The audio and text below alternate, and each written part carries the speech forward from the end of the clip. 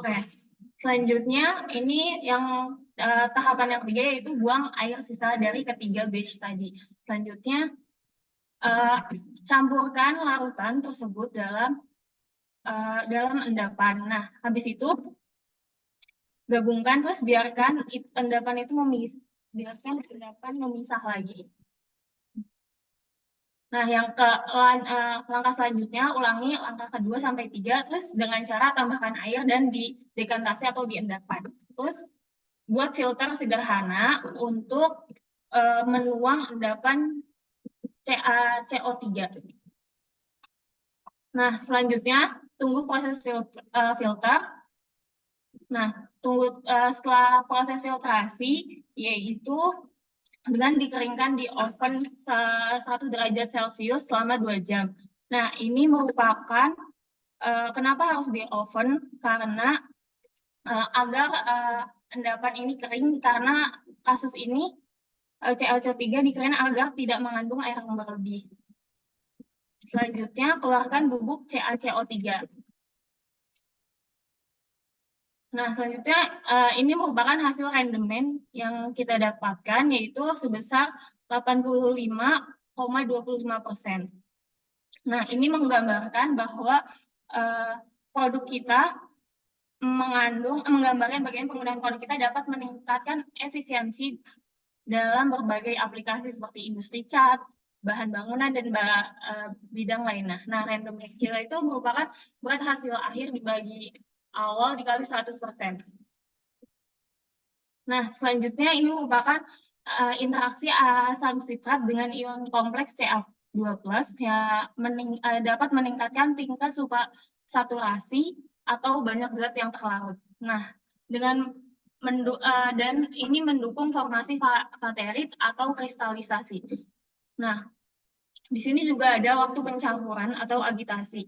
Agitasi ini meningkatkan titik nukleasi atau titik nukleasi ini adalah titik di mana tempat kristal terbentuk dengan mengaduk di titik-titik lebih banyak. Jadi dengan titik-titik ini meningkatkan vaterit ini. Nah, di sisi kanan ini terdapat 2 pola difraksi atau sinar X yang menunjukkan puncak berbagai sudut theta. Jadi yang ini merupakan pola XRD. Jadi yang A ini menunjukkan pola dengan asam sitrat, sedangkan yang B menunjukkan pola dengan tanpa asam sitrat. Jadi di XRD itu pola-polanya semua terdapat di situ. Jadi kalau kita Google juga terdapat pola XRD. Nah, ini menunjukkan kehadiran atau ketiadaan asam sitrat mempengaruhi intensitas dan posisi puncak ini. Jadi lebih baik menggunakan asam sitrat. Nah, ini merupakan gambar mikroskopis dan perilaku pengelompokan partikel yang digunakan dalam cat. Jadi partikel-partikel ini berkumpul dan berinteraksi. Jadi semakin di zoom ini semakin besar dan berinteraksi dengan cahaya pada skala yang sangat kecil di mikroskop.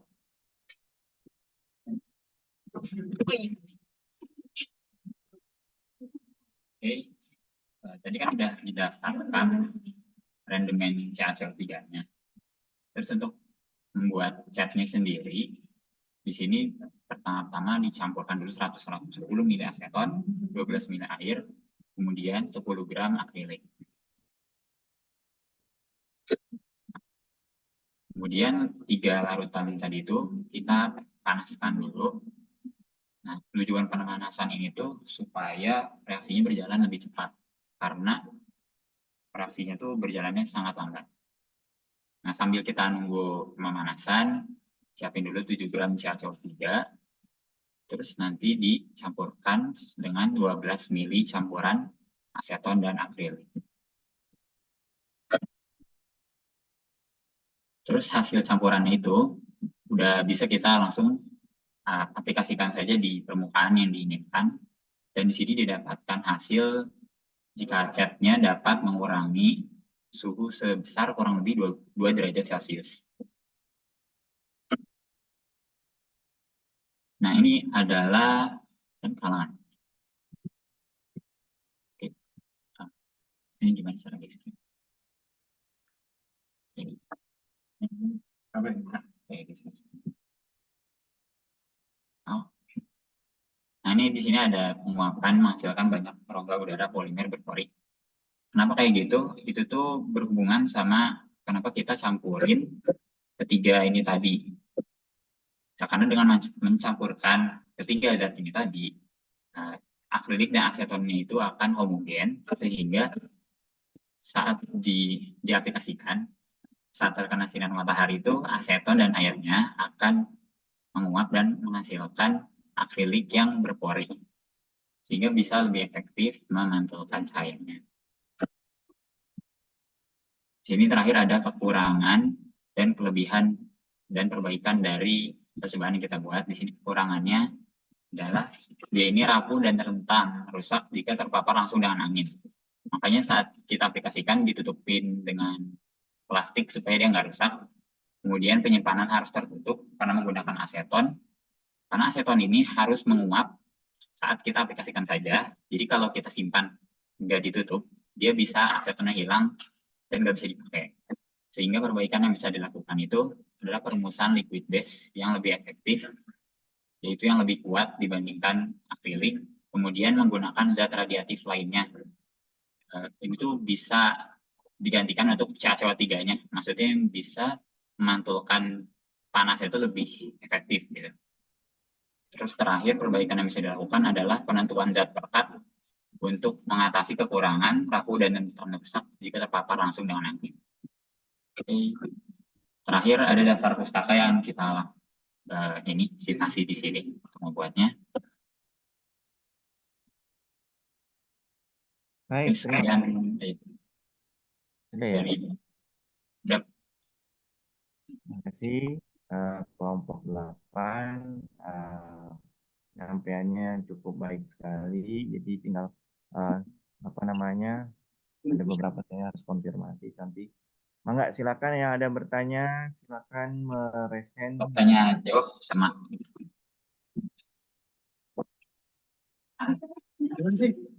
Ini siapa ini dua orang?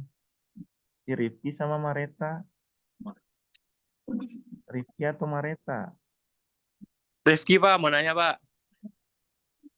Kelompok berapa Rifki? Kelompok 2 Pak. Oh ya, silakan. Ini kira-kira ada alasan tertentu nggak kenapa menggunakan itu CaCO3? Kan ada senyawa lain yang bisa digunakan untuk pigmennya. Udah. Oke. Berarti udah bisa langsung coba ya Pak? Bisa. Oke, kira-kira untuk alasan menggunakan CaCO3 sendiri itu sebenarnya memang ada pigmen-pigmen lain untuk bisa dipakainya. Tapi alasan tertentu kita menggunakan CaCO3 itu karena alasannya kemudahan untuk didapat. Memang ada yang lebih baik untuk bisa ngerefleksin ultraviolet, contohnya kayak barium sulfat. Tapi karena apa ya, kemudahan untuk mendapatnya dari CaCO3 itu, makanya kita milih CaCO3. Itu sih. Kira-kira udah menjawab? Oke. Udah.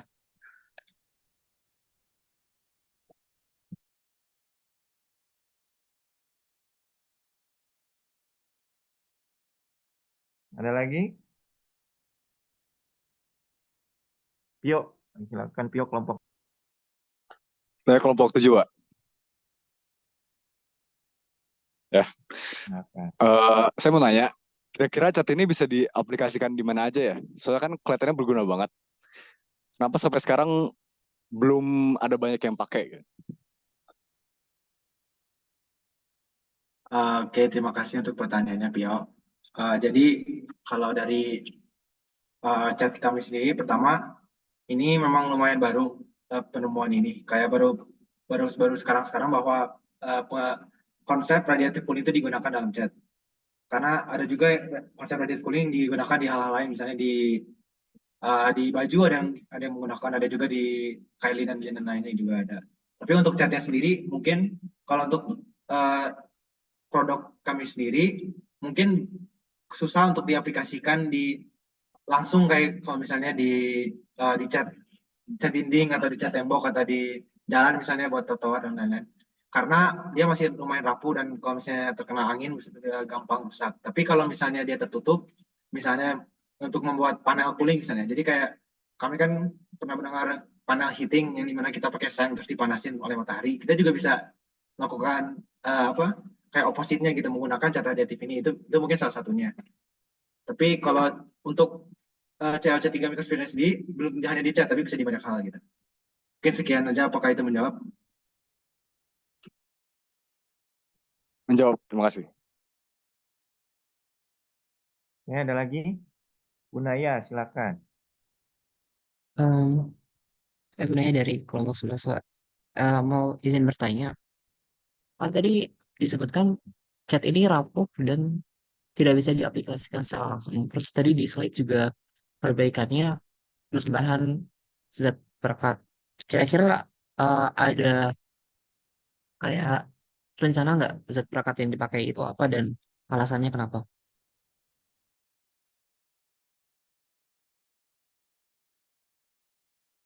Maaf ya bentar, ini videonya lagi error.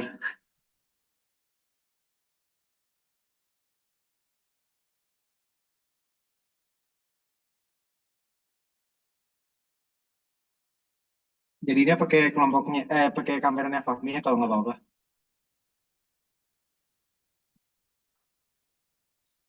Jadi untuk menjawab tadi yang Dufa itu, untuk kerapuhannya sendiri itu karena pemilihan liquid base kami sendiri, karena kita menggunakan aseton dan akrilik dan lain-lain itu berdasarkan suatu paper yang menggunakan polimer lain, tapi kami menggunakan akrilik karena itu lebih mudah. Dan itu sendiri paling yang kami ketemukan itu gampang banget untuk dibuat, karena cuma memerlukan aseton, itu cuma pembersih kutek, dan akrilik mah cuma dari kaca aja itu gampang. Jadi itu kami pilih itu karena kemudahan. Tapi untuk cat yang mungkin mau dibuat nanti diaplikasikan di dinding tembok atau di jalan dan lain-lain, itu mungkin harus menggunakan atau harus menggunakan, makanya di perbaikan ini kami juga menggunakan penggunaan liquid base yang lebih baik. Itu alasannya karena mungkin dengan liquid base lain tuh dia dapat melarutkan CaCO3 dengan cara lebih baik gitu. Sekian. Jawab Bu Naya. Cukup, Pak. Fiona lagi minum nggak bagi-bagi. Bu Naya, udah? Cukup, Pak. Cukup. Baik, satu lagi pertanyaan ada nggak? Nggak ada. Oke, sebelumnya saya mau apresiasi juga. Ini prinsip sainsnya jelas. Jadi tadi juga videonya. Itu kalian kapan sih buat dapat gelas kimia dan lain-lain itu dari mana? Itu gelas kimia cuma ada satu sih, cuman memang lagi dipakai itu dipinjam dari teman yang karena dia mau buat alkohol biasanya ada takaran khususnya, jadi pakai itu gitu. Oh, jadi pinjam sebentar gitu ya. Terus bahan-bahannya dapat dari mana? Kalau bahan-bahan itu beberapa kita ada yang beli di Shopee, terus ada juga yang beli di toko offline gitu. Niat banget ya. Terus ininya sisanya taruh di mana? Masih disimpan sih. Masih disimpan. Iya, masih disimpan. Masih banyak. Masih ada. Tapi kita belinya nggak terlalu banyak sih, jadi setengah kilo. Iya, jadi ya masih sisa setengah lah. Terus kalian memang hitung sendiri itu beli beli timbangan, hitung randemennya betul segitu ya? Ya, randomannya kita hitung. Keren. Cuman kita nggak minta kalian betul-betul eksperimen beli bahan ya, maksudnya kalau dari segi pembenarannya memang bisa dari riset juga nggak masalah sih ya. Tapi kalau sudah kalian lakukan, ya kenapa nggak tim ini bisa diangkat ke PKM ya, karena sudah ada bahannya. Ada ya PKM nanti bisa dipromosikan. Tahu nggak PKM? karya mahasiswa, karya Ya, ilmiah mahasiswa ya. kreativitas mahasiswa. Oh, kreativitas. Nah, daripada bahannya disimpan terus nggak diapa-apain, karena ini bisa ya prospeknya ada gitu ya untuk mengganti cat. Dan sebenarnya kelebihannya lebih ke perekat atau cat itu jadinya lebih tahan lama tidak pudar.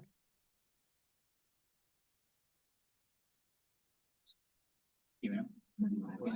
Maksudnya gimana ini?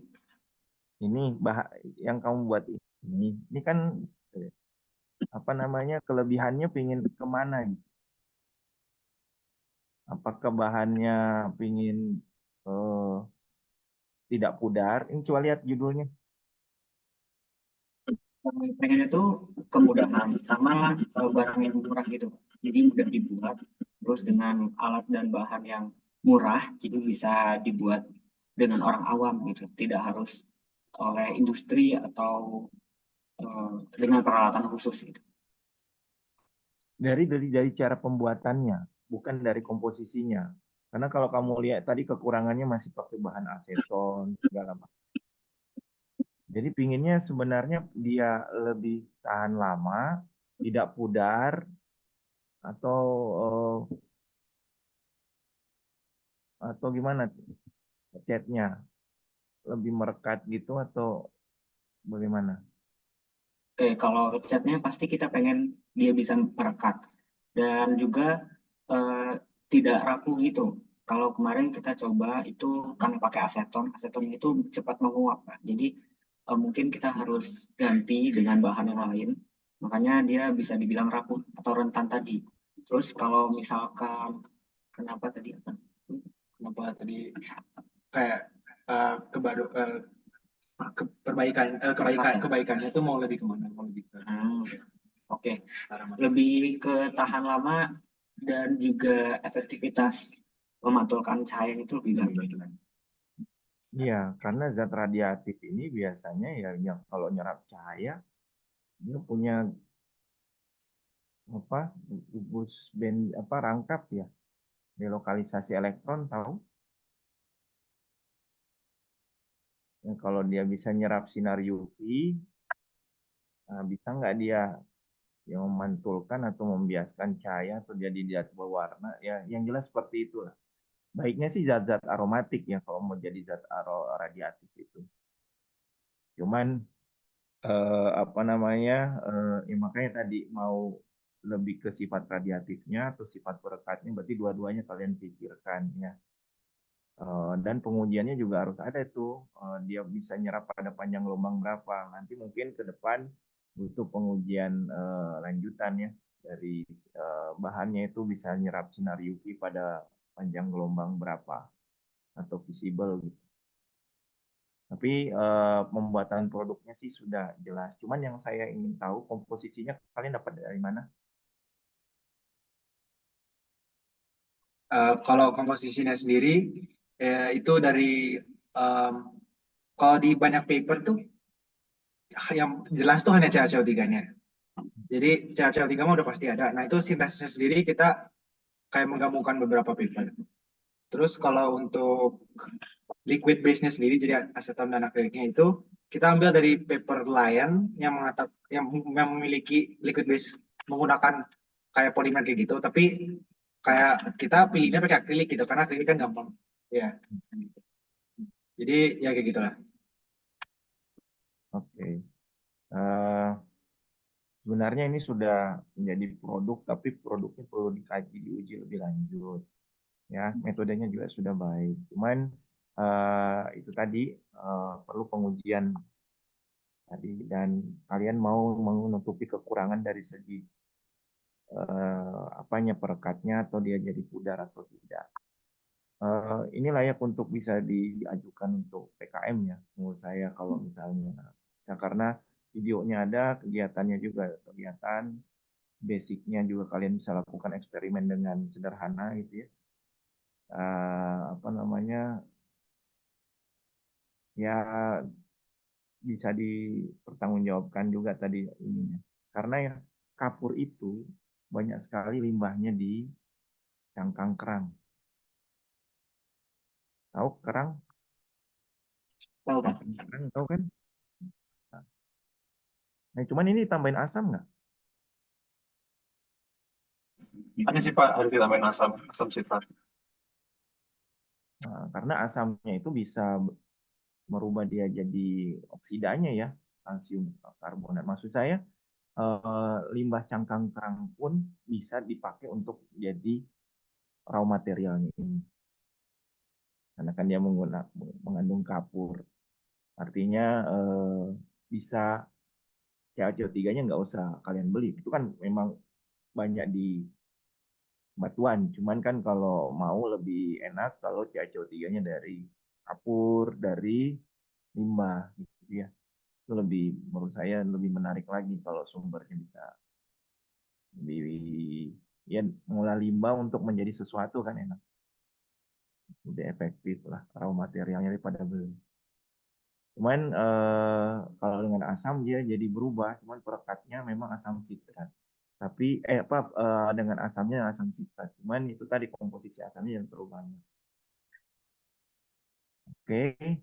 Dari saya mungkin tambahannya ini ya, perbaikan yang kamu lakukan ini ada jenis zat radioaktif yang kamu propose itu apa gitu ya dan kenapa.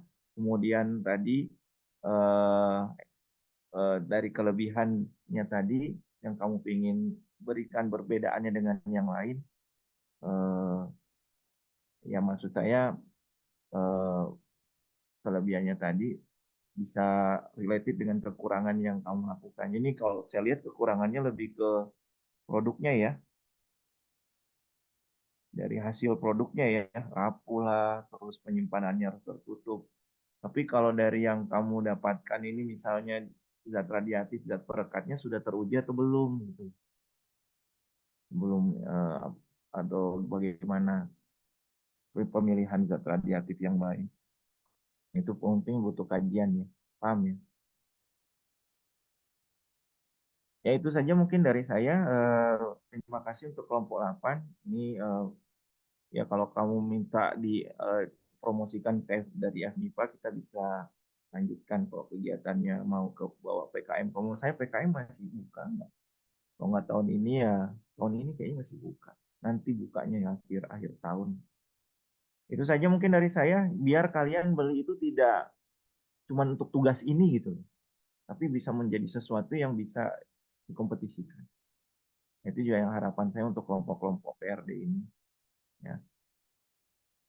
Itu saja. Terima kasih. Selanjutnya kelompok 4. Terima kasih Pak.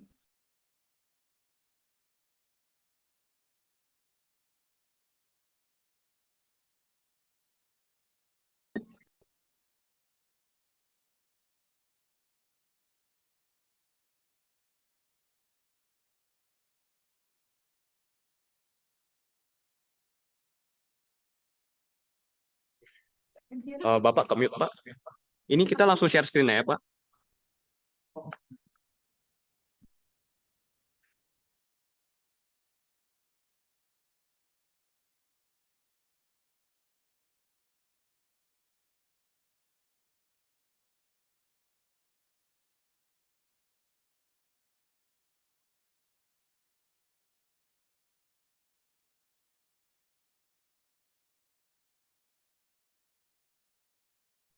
Oh ya, tolong kelompok 8 juga pikirkan bagaimana packagingnya ya. Nanti bentuknya apakah mau liquid atau bentuknya nanti powder atau bagaimana ya.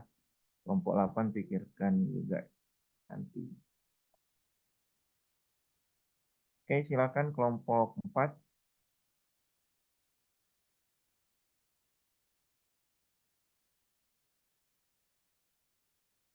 Halo, selamat siang Pak Yudis dan teman-teman semua. Kami dari kelompok 4 yang terdiri dari Gideon Mazmur Marbun, Nicholas Nathanael, Nicholas Santoso, Feren Farinawati, Muhammad Zaki, Valinda Zikra, dan saya sendiri Nabila Zulfa akan mempresentasikan hasil rekayasa kami yaitu alat pemurnian air. Lebih tepatnya pemurnian air pada kandungan nitrat menggunakan bakteri Halomonas salivondinae.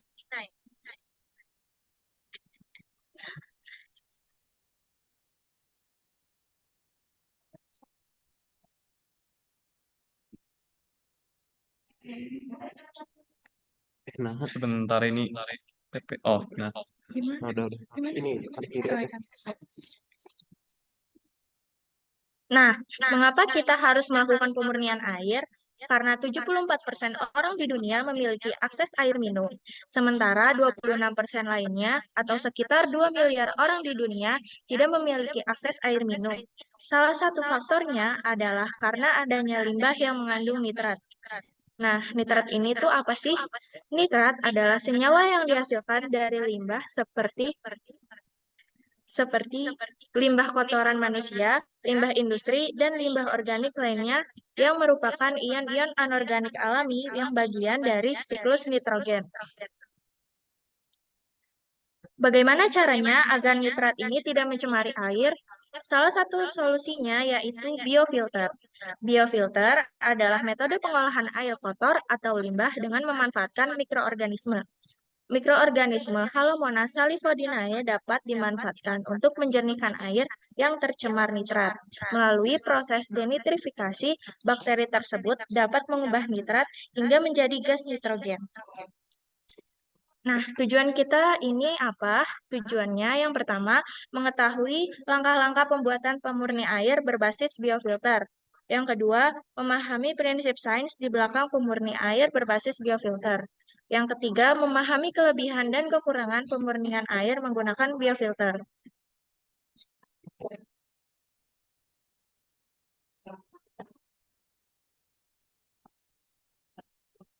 Selanjutnya, metode pembuatan. Langkah pertama, ambil tabung baja yang tidak pecah dengan radius dan tinggi 10 cm. Lalu, ambil plat baja dengan radius 10 cm yang telah dilubangi secara uniform setengah luas permukaannya dengan lubang-lubang berukuran 0,02 mm. Kemudian, las tabung dengan plat agar plat menjadi alas dari tabung. Setelah itu, ambil 4 silinder pejar dengan radius 1 cm dan tinggi 4 cm untuk dilas kepada alas. Selanjutnya, tabung dipenuhi dengan setengah pasir halus radius 0,02 mm hingga 0,2 mm. Dan tambahkan bakteri Halomonas salifodinae. Selanjutnya, biarkan bakteri berkembang dengan menyiram pasir dengan air yang berisi nitrat dan memastikan ada aliran oksigen yang dapat diandalkan.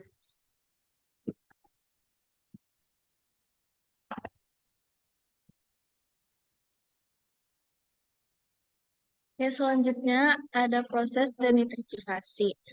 Proses denitrifikasi yaitu proses reduksi nitrat yang akhirnya menghasilkan gas nitrogen melewati beberapa reaksi, yaitu reaksi intermediat dengan bantuan mikroba. Jadi semua makhluk hidup itu termasuk bakteri perlu menjalani respirasi supaya mendapatkan energi. Bedanya manusia dan binatang lainnya melakukan proses ini dengan oksigen, namun beberapa bakteri dapat melakukannya dengan nitrat. Proses denitrifikasi secara umum berlangsung secara nitrat reduksi menjadi nitrit dengan enzim nitrat redukase. Yang kedua, nitrit reduksi menjadi nitrogen oksida dengan enzim nitrit reduktase.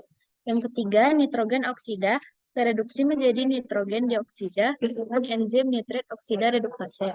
Yang keempat, nitrogen dioksida tereduksi menjadi dinitrogen oksida dengan enzim nitrit oksida reduktase. Dan akhirnya, dinitrogen oksida tereduksi menjadi gas nitrogen dengan enzim nitros oksida reduktase. Next.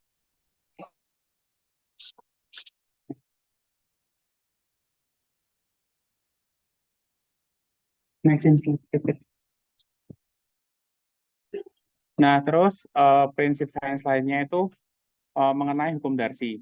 Hukum Darcy itu apa? Hukum Darcy itu persamaan yang mendefinisikan kemampuan suatu fluid mengalir melalui media berpori seperti batu atau dalam kasus ini kita pakai pasir halus. Nah, rumusnya itu apa? Rumusnya itu V sama dengan min K dikali dH per dL. Dengan V itu apa? V itu laju air, K itu konduktivitas hidrolik, dan dH per dL ada gradien hidrolik. Konduktivitas hidrolik itu menyatakan seberapa mudah air dapat melewati material. Sedangkan gradien hidrolik itu mengukur kecuraman lintasan air pada tiap saat. Dengan asumsi dan dari data umum, diperoleh nilai konduktivitas hidrolik pasir halus atau nilai K untuk persamaan ini adalah 2 kali 10 pangkat min 2. Dan dengan asumsi panjang lintasan rata-rata 30 cm dan aproksimasi linear, didapat nilai DH per DL-nya itu 1/6. Nah, setelah nilai K dan DH per DL dimasukkan rumus, diperoleh laju air itu 0,00333 cm per detik.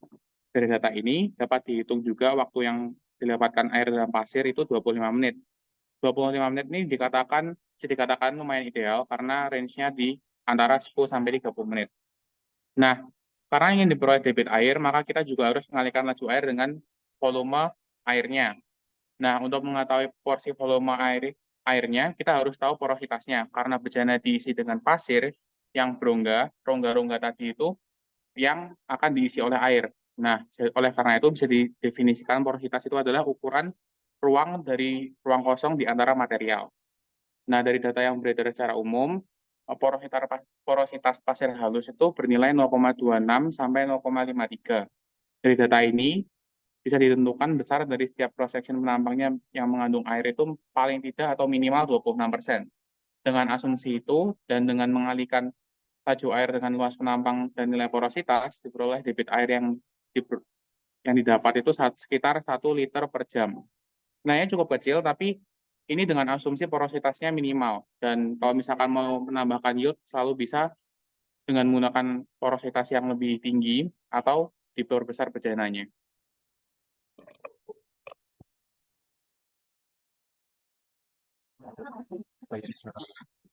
Nah, bagian yang selanjutnya adalah kelebihan dan kekurangan atau perbaikan dari alat rancangan kami. Terdapat dua kelebihan utama dari biofilter ini. Yang pertama adalah kelebihan pada pemilihan bakteri. Pada biofilter ini, bakteri yang kami gunakan adalah Halomonas salivodinae, di mana keunikan dari bakteri ini adalah bakteri dapat bertahan hidup dalam kadar garam NaCl yang tinggi. Hal ini memungkinkan penggunaan bakteri untuk pemurnian air dengan kadar NaCl yang tinggi sehingga akan membantu komunitas terutama manusia yang tergantung pada sungai asin atau air asin. Kelebihan yang kedua dari segi biaya. Umumnya biofilter menggunakan sistem filtrasi fluidized bed sehingga biayanya lebih mahal. Tapi pada rancangan biofilter kali ini kami tidak menggunakan fluidized bed. Fluidized bed filtration system tersebut. Tentunya ada dampak negatif biofilter tidak menggunakan sistem ini yang akan dibahas pada slide selanjutnya. Kemudian ada kekurangan alat atau perbaikan yang dibutuhkan. Yang pertama adalah waktu yang dibutuhkan untuk membersihkan air dapat lebih cepat. Seperti yang sudah dibahas sebelumnya, laju pemurnian air pada biofilter ini hanya berkisar 1 liter per jam dan itu cukup lambat untuk sebuah filter air. Dan yang kedua adalah biofilter ini mudah tersumbat. Tidak memiliki sistem fluidized bed, maka plat akan lebih mudah tersumbat oleh pasir. Untuk sumber yang kami jadikan sebagai referensi dapat dilihat pada slide berikut ini. Mungkin cukup sekian penjelasan dari alat rancangan kami. Jika ada hal yang kurang jelas dan ingin ditanyakan kepada Pak Yudis dan teman-teman, dipersilakan. Baik, yang presentasi tadi siapa aja? Oh ya, ini diketik dulu Pak sebenarnya. Ini ada siapa? Oke, saya buka pertanyaan. Silakan Bu Naya. Terima kasih Pak. Saya mau tanya untuk bentuk kayak filternya nanti kurang lebih seperti apa ya? Iya, ini ada gambarnya. Nah, ini ya. Iya, ini nih. Mouse-nya kelihatan nggak?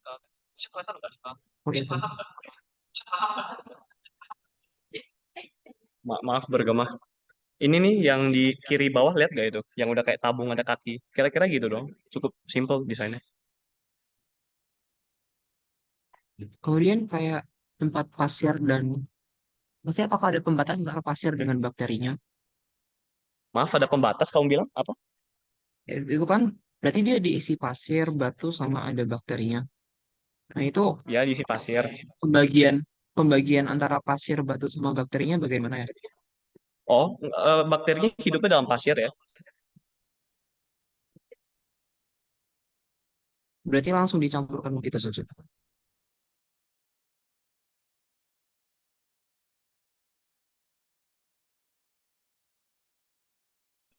Oh, ngelek ya. Oh, udah. Maaf tadi lemot. Tadi gimana Dufa? Berarti apakah antara pasir dengan bakterinya langsung dicampurkan begitu saja atau bagaimana? Iya iya mereka tercampur. Jadi bakterinya itu namanya biofilm. Jadi pasirnya jadi biofilmnya dan bakterinya nanti eh, hidup di situ. Mereka berkembang biak di situ. Selama kamu kasih asupan nitrat cukup, oksigen cukup, nanti ya dia berkembang biak aja di pasirnya. Oke, terima kasih. Ya, ya, ya, ya, ini udah benar. Ada lagi? Itu kelompok 4-nya udah dikirim ya Pak di chat. Ya. Silakan siapa ini? Timo ya? Kelompok 8. Yang dari Fahmi Aziz Firmansyah dari kelompok 8. Fahmi. Mau bertanya, itu bakteri Holomonas salivodine itu kan kalau dia terkena ada oksigen, dia baru bisa berkembang. Nah, kalau misalkan airnya itu udah bersih gimana? Kan kalau bakteri itu hidup karena airnya udah kotor. Kalau dia terkena air bersih, berarti bakterinya bisa mati dong. Nah, berarti kalau misalkan terkena air kotornya lagi, bakterinya udah nggak ada, jadi nggak bisa menyaring lagi. Itu gimana? Dia nggak mati kok kalau kena air bersih. Em, air air kotor tuh cuma sumber makanannya buat dia berespirasi gitu. Dia bisa berespirasi dengan oksigen juga kok. Maksudnya kalau misalkan airnya bersih, tapi nggak ada makanan gitu, berarti bakterinya gimana tuh? Oh, iya iya dia juga bisa dari oksigen juga. Jadi ya kamu kasih paling nggak kalau airnya nggak kotor paling nggak kamu kasih ya pastikan oksigen mengalir lah ke situ jangan kamu tutup. Ya pastikan ada aliran oksigen yang lancar gitu. Kedengaran masuk akal nggak? Kedengaran nggak? Oh ya oke.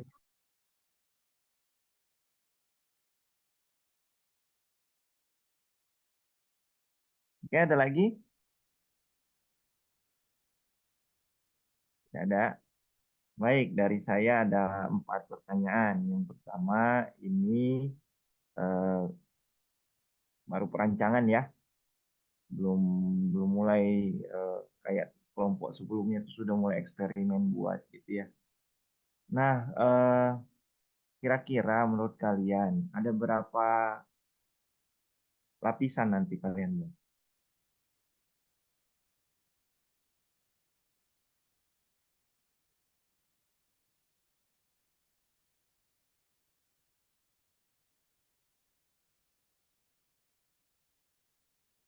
Halo, tahap-tahap Untuk pemisahannya ada apa aja? Ada berapa? kenapa? Tahap pemisahannya ada berapa? Oh, Adalah berapa lapisan? satu doang Pak. Karena aja? di alat ini itu kita lebih fokus untuk apa tadi filtrasi ya nitrat untuk nitrat menghilangkan nitrat dari air kotornya gitu. Ya, soalnya Jadi kalau misalkan kan umumnya kalau water filter kan banyak kan nanti ada yang lapisan yang dikenain UV lah, ada lapisan yang activated charcoal-nya apa.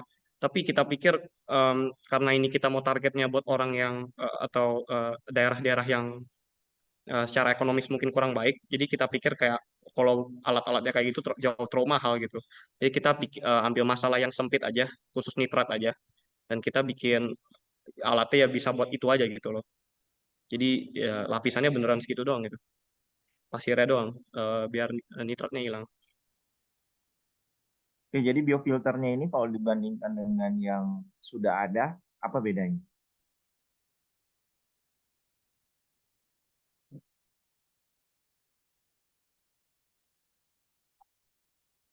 Kan biofilter juga pasti ada yang sudah lakukan ya. Cuman yang kalian tawarkan itu apa? Iya, jadi ini Pak kan kayak yang tadi baru saya bilang, umumnya kan biofilter partnya banyak banget kan banyak lapisan kan. Jadi relatif mahal karena kita terspesialisasi buat nitrat aja ya satu hal itu pasti lebih murah. Dan juga karena kita pilih umumnya kalau dari yang saya lihat, umumnya bakteri yang dipakai itu genusnya Pseudomonas dan Nitromonas dan lain sebagainya. Itu nggak cocok buat air asin gitu. Kalau ini bakteri yang Halomonas salivodinae ini, dia itu mampu bertahan dalam air asin. Saya cek dia itu kalau level salinitasnya di bawah 15%, dia masih punya keefektivitasan di atas 95% buat diidentifikasinya. Jadi ya ini cocok buat mungkin kayak eh, village atau desa-desa, ya desa-desa yang bergantung pada sungai air asin gitu. Jadi ya eh, emang use case-nya aku rasa sangat sempit sih. Tapi paling nggak buat orang yang itu sangat murah dan bekerja gitu paling nggak. Ya, berarti ini tergantung salinitas dan pH juga ya. Iya benar Pak. Jadi airnya dan bagaimana dia bakterinya masih bisa hidup itu berarti butuh pre-treatment lebih banyak sebelumnya, sebelum masuk ke biofilternya ada pre-treatmentnya dulu. Kondisi airnya bagaimana? Ya idealnya sih salinitasnya di bawah 15%. Saya cek waktu itu kalau sungai asin itu salinitasnya antara 3 sampai 20-an persen. Jadi ya kalau misalkan di atas 15% itu ya bisa pre-treatment. Tapi kalau di bawah range 15% itu ya dimasukin aja sih. Kalau misalkan ada zat-zat lain juga, zat organik lain mungkin nggak ke filter juga sih. Jadi ya bisa pre-treatment mungkin ya. Ya, jadi kayaknya butuh pre-treatment. Nanti tambahkan ya di dalam ini. Kekurangannya dan perbaikannya belum jelasin ya.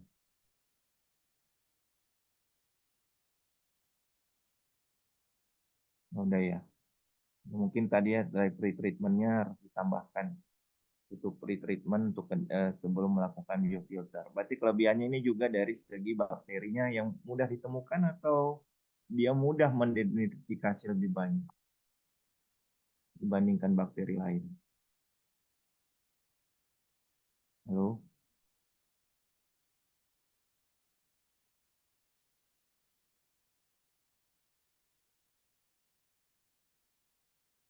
Dia banyak di perairan asin di daerah Cina, Pak. Bakterinya. Iya, iya. Oh, komposisi bakterinya itu bagaimana? Maksudnya dia harus banyak bakterinya atau satu bakteri aja cukup dan bisa mudah identifikasinya. Mungkin nanti bisa ditambahkan ini ya, bakterinya ini sudah punya seperti apa gitu ya dari segi mendegradasi nitratnya. Kalau ada ya, ada struktur bakterinya kan kamu bilang kelebihannya salah satunya adalah bakterinya juga. Terus Jadi ini untuk bakterinya itu Pak, karena dia bisa berkembang biak di pasirnya, maka waktu dari awal penggunaan itu tidak usah terlalu banyak karena nanti di pasirnya juga dia bisa berkembang biak lagi gitu Pak. Oke, Simpelnya ini gitu. prosesnya continue fixed bed ya. Maaf Pak, nggak kedengeran. Ini continue atau bagaimana? Jadi saya bisa alirkan dia masuk terus gitu ya atau tunggu berapa penampungannya sampai berapa baru bisa masuk lagi air debit airnya. Dan berapa Kalau kali untuk pergantian alat ini bakteri. discrete Pak, jadi harus di batch karena dari filternya tadi ada ukurannya, jadi nggak bisa masuk terus. Karena waktu yang dibutuhkan untuk membersihkan airnya juga tidak cepat, jadi harus ditunggu. Iya, benar. Dia masuk dari air disedot pakai pompa atau mana? Dituang aja tadi. Mau jadi ngambil ya manual. Oke. Baik, itu dari saya untuk prinsip saya sudah baik. Kemudian mungkin lebih yang belum kebayang itu tadi sketsanya yang ditanya teman-teman ya. Terus kemampuan bakterinya itu bagaimana dan juga bisa lebih profil bagaimana air itu bisa masuk dan ketahanan dari bejana dan biofilternya. Oh, tadi belum jawab biofilter apa bakterinya ini harus di review berapa kali pemakaian.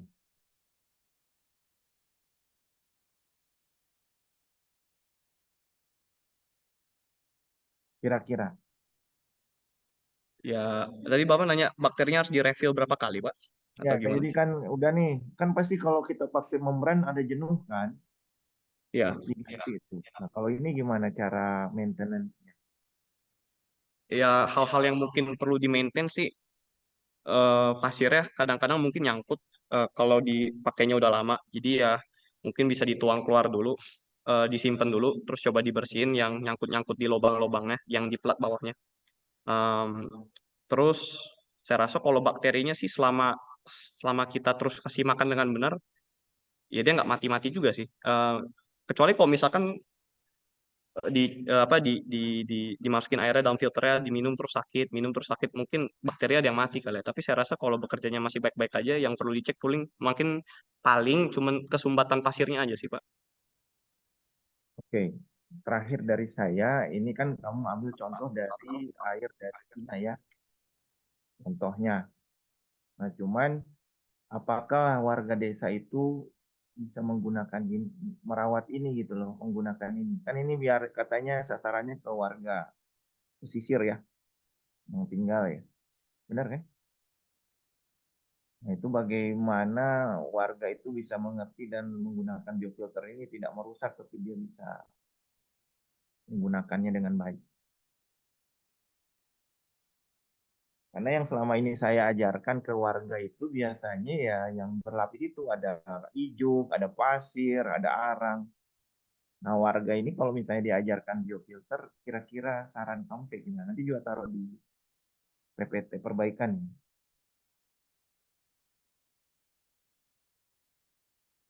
Oh, jadi Yang belum jawab. Kenapa, Pak? Yang belum jawab. Ini yang jawab Nicholas, Natael, Gunawan, sama Zaki. Oh ya, Zaki boleh. Ya.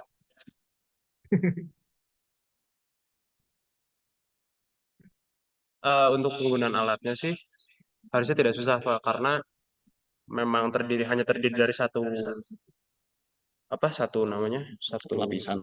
volume, satu lapisan. Jadi airnya hanya tinggal dituang ke dalam si lapisan itu dan ditunggu. Jadi untuk penggunaan harusnya tidak begitu susah. Jadi instruksi simpel ya nanti paling airnya dituang ke si volume itu, lalu nanti untuk pembersihan secara berkala ya si pasirnya mungkin nyangkut-nyangkut dikit dibersihin gitu, Pak, paling. Oke, yang jelas warga tidak bingung dan bahkan mungkin malah dia terkontaminasi bakteri dari makanannya atau apa dari biofilter ini. Ya kita takutnya itu. Itu juga harus disampaikan dalam segi penggunaannya. Baik, itu saja mungkin. Terima kasih kelompok 4. Nah, untuk sesi yang keempat, sesi terakhir, itu saya tolong kalian diskusikan dulu mau kapan, tanggal